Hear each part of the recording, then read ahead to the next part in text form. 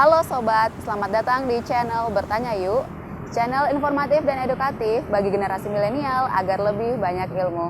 Nah teman-teman, jika kalian sedang berjalan-jalan, tak mungkin ke sebuah taman atau ke sebuah tempat di mana banyak pepohonan seperti sekarang ini dan jalanannya cukup bersih, pernah nggak sih kalian terfikirkan bahwa wah sayang banget nih jika lingkungan atau tempat seasri ini ternyata dikotori oleh hal-hal yang sebenarnya kita gunakan sehari-hari, yaitu dia plastik. Nah, pada video kali ini kita akan bahas mengenai plastik yang kita gunakan sehari-hari, yaitu kantong plastik. Jika sobat Bertanya Yuk sering pergi ke supermarket atau mungkin ke warung dekat rumah, pastinya barang-barang yang kita beli akan dibungkus oleh kantong plastik. Nah, kira-kira kantong plastik itu apakah akan sobat gunakan kembali atau mungkin dibuang begitu saja? Kantong plastik sebenarnya sangat berguna. Di sisi lain, sekarang gerakan untuk mengurangi kantong plastik sedang gencar dilakukan. Karena kantong plastik dianggap tidak ramah lingkungan. Tapi kamu pernah bertanya nggak sih, kenapa kantong plastik itu diciptakan? Padahal sekarang kantong plastik adalah salah satu penyumbang sampah terbesar di dunia. Nah, pada video kali ini kita akan membahas mengenai awal mula terciptanya plastik hingga menjadi penyumbang sampah terbesar di dunia. Ini dia sejarahnya, jangan di-skip ya videonya.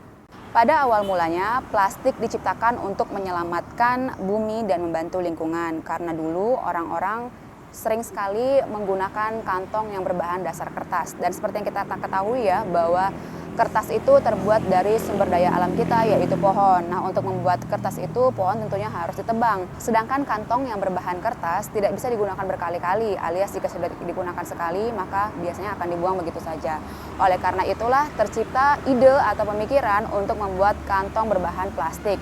Dikarenakan plastik lebih ringan, lebih mudah dibawa, dan bisa digunakan berkali-kali karena tahan air dan juga tahan minyak. Plastik pertama kali diciptakan oleh Alexander Parkes. Jadi Parkes itu menggunakan selulosa organik di pameran internasional di London, Inggris, dan membuat plastik yang disebut Parkesin. Plastik Parkesin dibuat dengan melarutkan nitroselulosa dalam pelarut seperti alkohol atau nafta kayu. Parkesin dapat dipanaskan dan dibentuk menjadi benda yang akan mempertahankan bentuk yang diinginkan. Nah, itu dia teman-teman. Jadi plastik itu jika sudah terciptakan maka akan seperti itu bentuknya. Pada tahun 1907, seorang ahli kimia dari New York yang bernama Leo Baekeland berhasil membuat bahan sintetis pertama untuk plastik. Material ini tidak terbakar, tidak mencair, dan tidak meleleh dalam larutan asam cuka. Hal tersebut menyebabkan bahan ini ketika terbentuk tidak bisa berubah lagi. Plastik buatan Leo Baekeland disebut bakelite. Plastik bakelite dibuat menggabungkan fenol dengan formaldehida di bawah panas untuk menciptakan reaksi kondensasi yang menghasilkan resin polimer Baekeland. Dalam perkembangannya, bakelite banyak digunakan untuk membantu kehidupan manusia pada waktu itu, dan hampir semua industri di dunia juga dipengaruhi oleh penemuan plastik.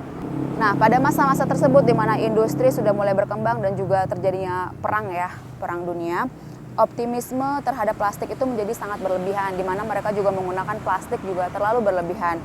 Akhirnya terjadi pergeseran persepsi mengenai plastik tersebut.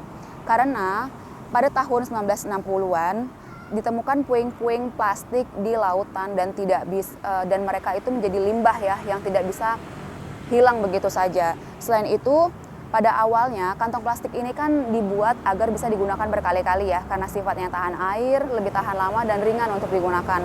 Tapi pada kenyataannya orang-orang masa tersebut juga hanya menggunakan plastik satu kali saja, setelah itu mereka membuangnya begitu saja.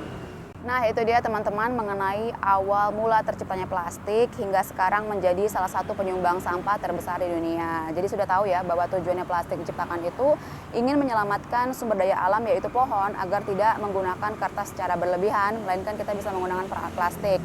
Dan harapannya adalah plastik yang kita gunakan itu bisa kita gunakan berkali-kali, namun pada kenyataannya kantong plastik ya terutama tidak bisa digunakan berkali-kali, melainkan seringkali masyarakat membuangnya begitu saja.